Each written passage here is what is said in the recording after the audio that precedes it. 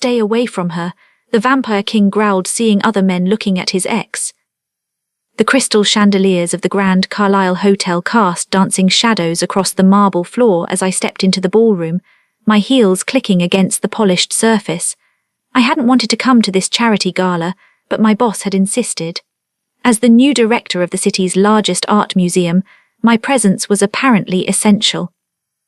I smoothed down my emerald dress, taking a deep breath. It had been 3 years since I'd attended any high society event, 3 years since I'd left that life behind, 3 years since him.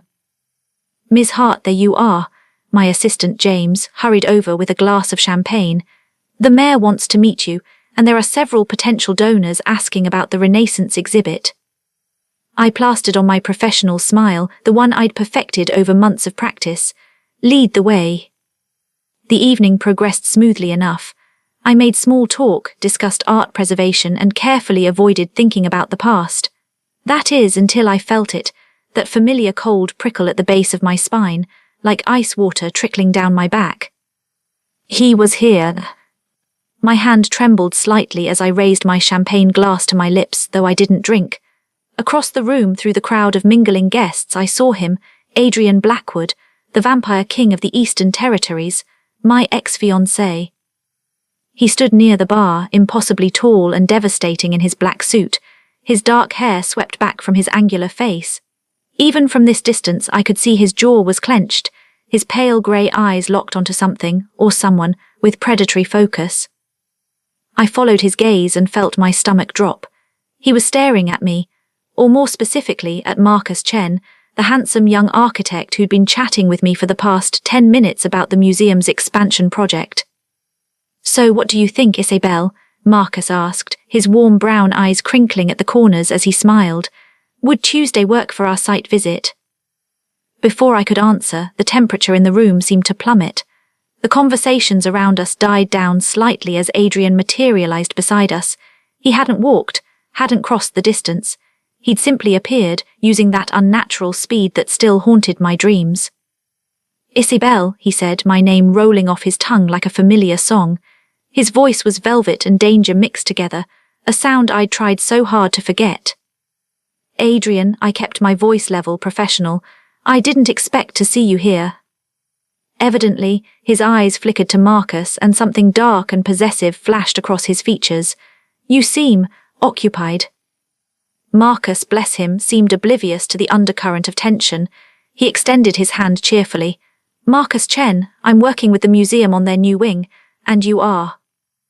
Adrian stared at the offered hand as if it were a serpent. The muscle in his jaw twitched. When he finally spoke, his voice carried an edge sharp enough to cut. Leaving. But he wasn't looking at Marcus anymore.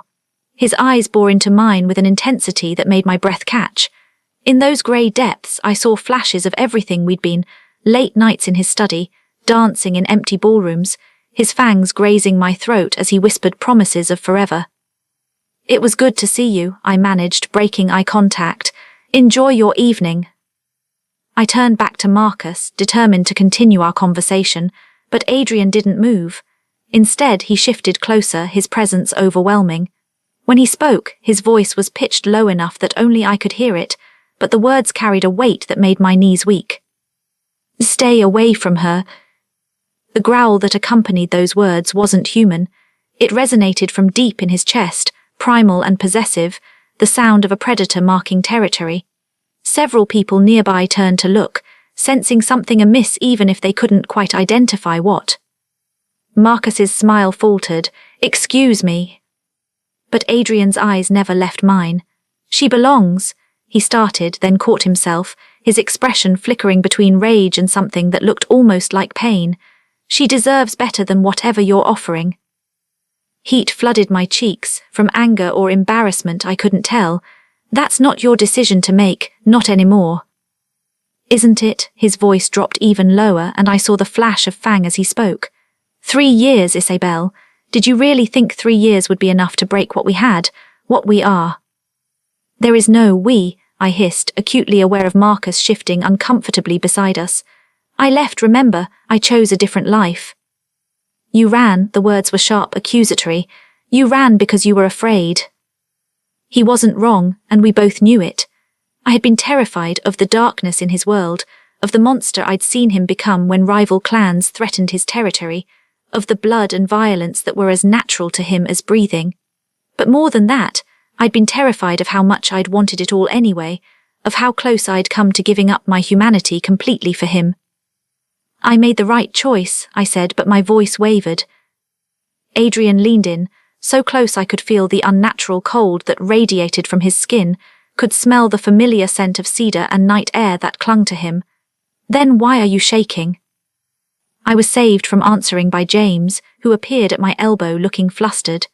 "Ms. Hart, I'm so sorry to interrupt, but there's an urgent call from the museum, something about the security system." I grabbed onto the excuse like a lifeline. "I have to go. Marcus will schedule that meeting through my assistant." I turned to Adrian, forcing myself to meet those grey eyes one last time. "Goodbye." I walked away on trembling legs, feeling his gaze burn into my back with every step. I didn't look back, even though every instinct screamed at me to turn around, to run to him, to fall back into those dangerous arms. Behind me I heard Marcus's nervous laugh. "Old friend of yours." Adrian's response was quiet, but I heard it anyway, my senses still attuned to him despite the distance and time. Something like that. In the lobby, I leaned against a pillar, pressing my hand to my racing heart. The phone call from the museum had been a false alarm. James had fabricated it, reading the situation better than I'd given him credit for. "Are you all right?" he asked gently. "That man, there was something about him." "I'm fine," I lied. "Just someone from my past, nothing to worry about." But as I stepped out into the cool night air, waiting for my car, I caught sight of Adrian through the ballroom windows. He stood alone now, a glass of what I knew was blood wine in his hand, watching me with an expression that made my chest ache. For just a moment our eyes met through the glass, and I saw it, the loneliness, the longing, the barely contained fury at seeing me with someone else. His lips moved, and even though I couldn't hear him, I knew what he was saying. "Mine." I looked away, climbing into my car when it arrived. As we pulled away from the hotel, I told myself this was just an unfortunate coincidence, that our paths had crossed randomly in a city of millions, that I wouldn't see him again. But deep down I knew better. Adrian Blackwood didn't do coincidences, and he never, ever let go of what he considered his. My phone buzzed with a text from an unknown number. "We need to talk. Tomorrow night, you know where." I did know where. Our place. The rooftop garden of his penthouse, where he'd first told me what he was, where I'd first let him bite me, where he'd proposed under a blood moon. I should delete the message, block the number, pretend I never saw it. Instead, I found myself typing back, "I don't think that's a good idea."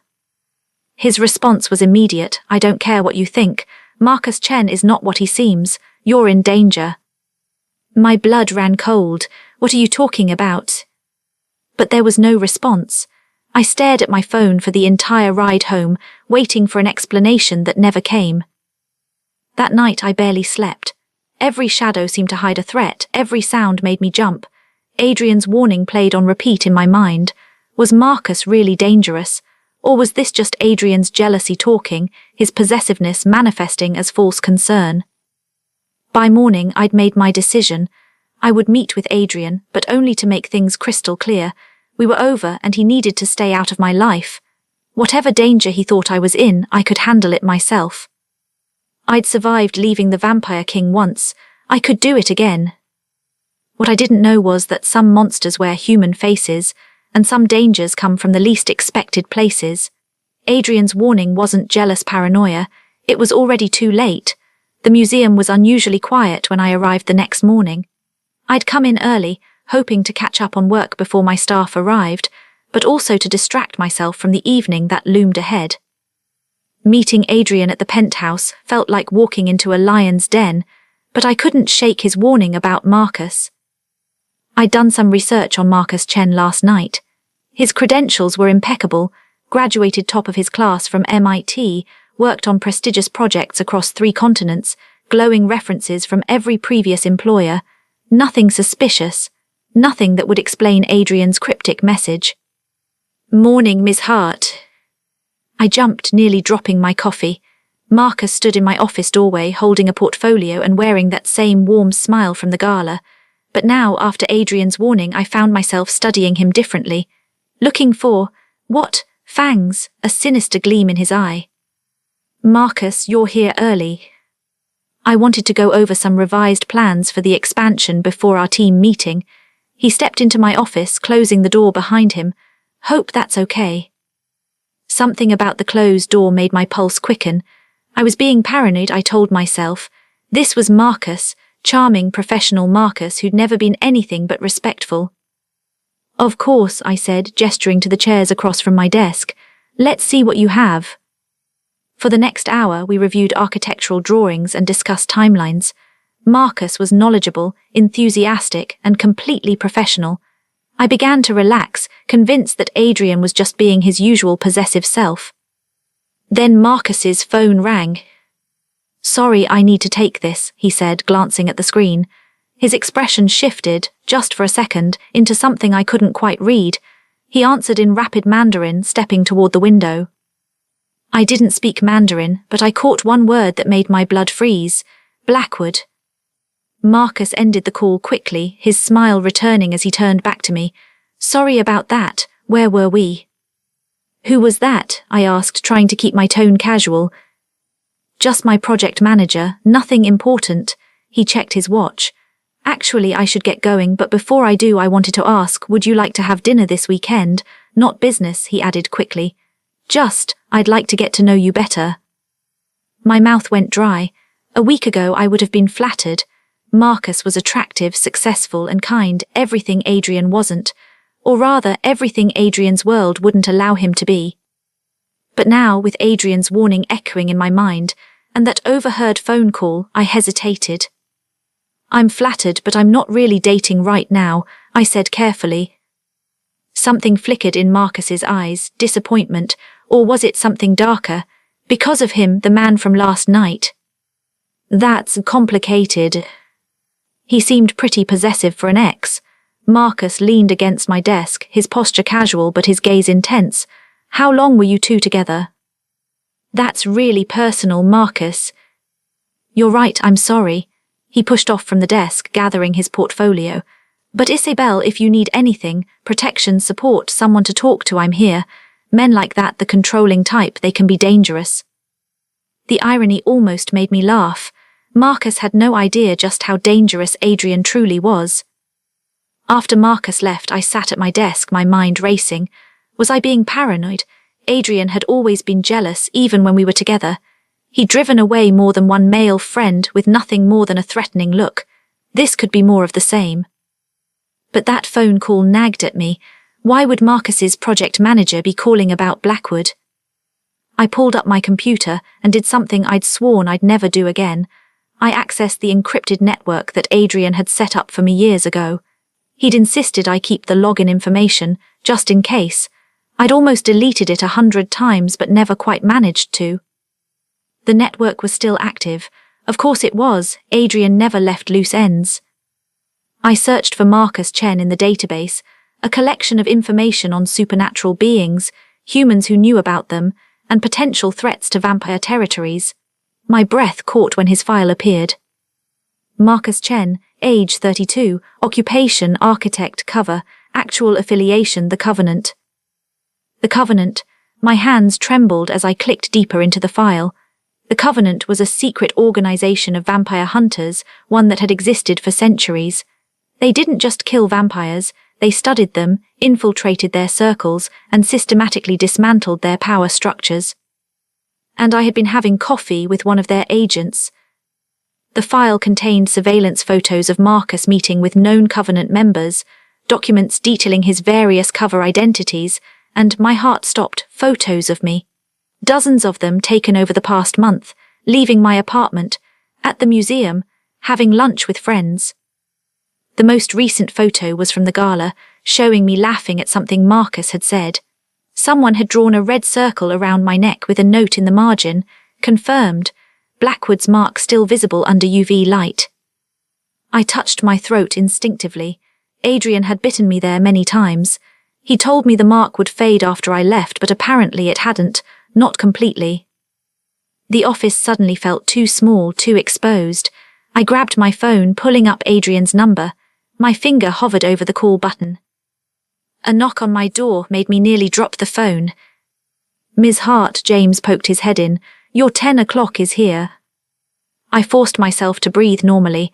"Thanks, James, give me 5 minutes." As soon as he left, I texted Adrian, "We need to meet. Now." His response was immediate. "The penthouse, 20 minutes. I'm at work." "Then you'd better hurry. And Isabel, don't tell anyone where you're going, don't trust anyone."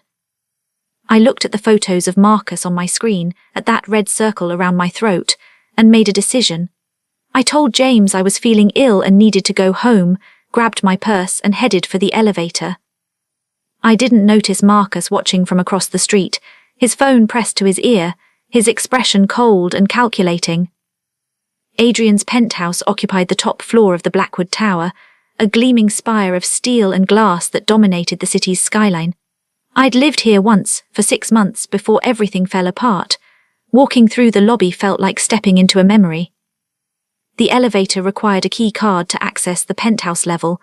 I'd thrown mine away when I left, burned it actually, along with most of the things that reminded me of Adrian. But when I approached the elevator, the doors simply opened, as if expecting me. Of course, Adrian had probably been tracking me since the moment I left the museum. The ride up was silent except for my hammering heart. What was I doing? Running back to Adrian at the first sign of trouble like I couldn't handle my own problems. But this wasn't ordinary trouble. This was the Covenant, and I was out of my depth. The elevator doors opened directly into the penthouse. Nothing had changed. The same modern furniture, the same floor-to-ceiling windows overlooking the city, the same abstract paintings that had cost more than most people's houses. Adrian stood by the windows, his back to me, hands clasped behind him. He didn't turn around when I entered. "You access the network," he said, "not a question." "You've been watching Marcus." "I've been watching everyone who comes near you." Now he turned, and the intensity in his eyes made me take a step back. "Did you really think I'd let you go completely, that I'd just walk away?" "I left you, Adrian. That means you don't get a say in my life anymore." "You left because I scared you, because you saw me kill those wolves who attacked our car, and you couldn't reconcile that violence with the man who read you poetry in bed." He moved closer, each step deliberate. "But leaving didn't change what you are to me. It didn't change this." He reached out, his fingers hovering just above my throat, not quite touching. Even without contact, I felt it, the pull, the bond that had never fully broken. "Marcus's Covenant," I said, trying to focus. "Why is he targeting me?" Adrian's expression darkened. "Because you're my weakness. They've been trying to get to me for years, and they finally found the perfect leverage." "I'm not your weakness. I'm nothing to you now." "You're everything to me." The words exploded from him, his careful control cracking. "You're the reason I haven't slaughtered half this city in frustration. You're the reason I attend ridiculous charity galas and pretend to care about human politics. Everything I've done for 3 years has been about keeping you safe while respecting your choice to leave." I stared at him, shocked by the raw emotion in his voice. "I didn't know." "You weren't supposed to know. You wanted a normal life, and I tried to give you that." He turned away, running a hand through his hair in a gesture of frustration I remembered well. "But Marcus Chen and his Covenant friends are forcing my hand. They're going to use you to draw me out, and then they'll kill us both." "So what do we do?" "We," he looked at me sharply. "There is no we, remember, you made that very clear." "Adrian, don't be." "Petty, vindictive, possessive," he laughed bitterly. "I'm a vampire, Isabel, those are my factory settings. You wanted to leave all this darkness behind, so leave. I'll handle Marcus and the Covenant myself. They have photos of me, dozens of them. They know where I live, where I work." "I know, I have copies of everything in their files." He gestured to a folder on the coffee table. "I've been monitoring their operation for weeks. I have a plan." I picked up the folder, flipping through photos and documents. My hands shook as I saw the extent of their surveillance. They'd been watching me for months, long before Marcus introduced himself at that fundraiser. "Why didn't you warn me sooner?" "I tried, multiple times. But you blocked my number, returned my letters unopened, had security throw me out of the museum when I tried to visit. His voice was tight. You made it abundantly clear you wanted nothing to do with me. Guilt washed over me. He was right. After I'd left, I'd cut him off completely, terrified that any contact would weaken my resolve. I'd convinced myself it was for the best, that a clean break was the only way. I'm sorry, I whispered. Don't, he held up a hand. Don't apologize for choosing yourself. You deserve a normal life, love, children, sunlight, all the things I can't give you. Adrian. There's a safe house in Vermont, remote off the grid, protected by wards that will hide you from both vampires and humans. I need you to go there tonight while I deal with the Covenant. Absolutely not. I'm not running away while you fight my battles. His eyes flashed silver, a sign of his vampire nature rising. This isn't a discussion. You're right, it's not, because I'm not going. I crossed my arms, channeling every ounce of stubbornness I possessed. If they're using me to get to you, then I'm already involved. Hiding won't change that. Isabel. Besides, I can help. I've been working with Marcus for weeks. He trusts me. I can find out what they're planning. Absolutely not. Adrian moved with inhuman speed, gripping my shoulders. I won't risk you, do you understand? I can't. His voice broke.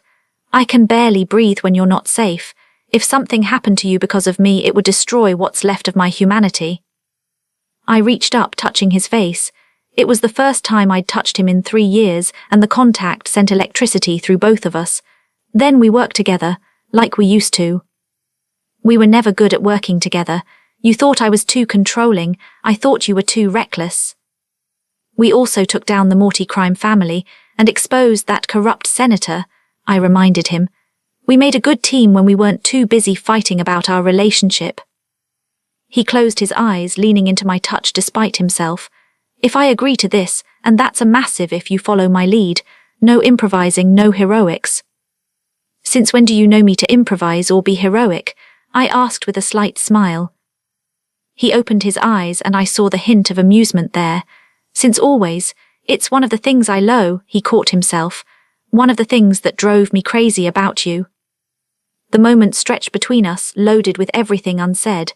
Then his phone buzzed, shattering the tension. His expression went cold as he read the message. They're moving faster than I thought. Marcus just requested a meeting with the Eastern Territory Council tomorrow night. What does that mean? It means they're ready to make their move. They'll use the meeting as cover to launch an attack. He looked at me, and I saw the warrior I'd sometimes glimpsed beneath the civilized exterior. It means we're out of time. Then we'd better get to work. Adrian studied me for a long moment, then nodded. Okay, but first there's something we need to do, something you're not going to like. What? He gestured toward the hallway that led to his private quarters. You need to let me remark you. The Covenant is using UV light to track my claim on you. If we're going to fool them into thinking you're just a human they can use, we need to hide that mark completely. My hand went to my throat. How? There's only one way to hide a vampire's mark. His eyes met mine, and I saw the hunger there, carefully controlled but unmistakable. I need to replace it with a fresh one, then heal it completely with my blood. It's an intensive process. It will hurt, and it requires... He trailed off. Requires what? It requires you to trust me completely, to let me drink from you again, to open yourself to the bond we used to share. His voice dropped to barely a whisper. Are you willing to do that? I should have said no, should have run for that safe house in Vermont and let Adrian handle this alone. But as I stood there, looking into those grey eyes that had haunted my dreams for 3 years, I realized something. I'd never stopped loving him. I'd just been too afraid to admit it. Yes, I whispered, I trust you. His control cracked just for a moment, and I saw the depth of emotion he'd been holding back. Relief, desire, love, and a desperate hunger that had nothing to do with blood. Then come with me, he said, offering his hand. I took it, and as his fingers closed around mine, I felt that familiar spark of connection. Whatever happened next, we'd face it together. Just like we should have done 3 years ago, the room hadn't changed. Adrian's private quarters still had that same massive four-poster bed with black silk sheets, the same antique furniture that had witnessed countless intimate moments between us. Being here again felt like stepping into a dream, or maybe a nightmare. "Sit," Adrian said, his voice rougher than usual. He gestured to the bed, then moved to a locked cabinet in the corner. "This is going to be difficult, for both of us." I perched on the edge of the bed, watching as he removed several items from the cabinet. A silver knife, a crystal decanter filled with dark red liquid, and a small vial of something that glowed faintly blue. "What's that?" I asked, pointing to the vial. "Full story is on my website, link in description. It's completely free, no sign-up required. Go and watch the complete ending."